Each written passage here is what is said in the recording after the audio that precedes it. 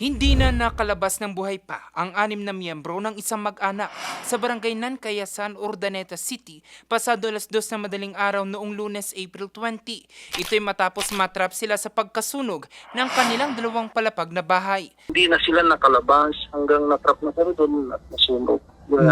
Nasupukit hanggang namatay sila. Kagabi, April 22, personal na nagpaabot ng pakikiramay si Pangasinan Governor Ramon V Guico III sa pamilya de la Peña na naulila sa insidente. Hatid niya ang pinansyal na tulong. Sa kanyang mensahe, panalangin niya na maging matatag ang loob ng naulilang pamilya at makahanap ng pag-asa para makayanan ng sakit at pangungulila.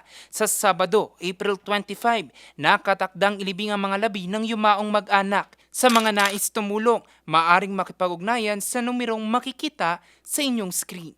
Jose Robert Inventor, RNG News.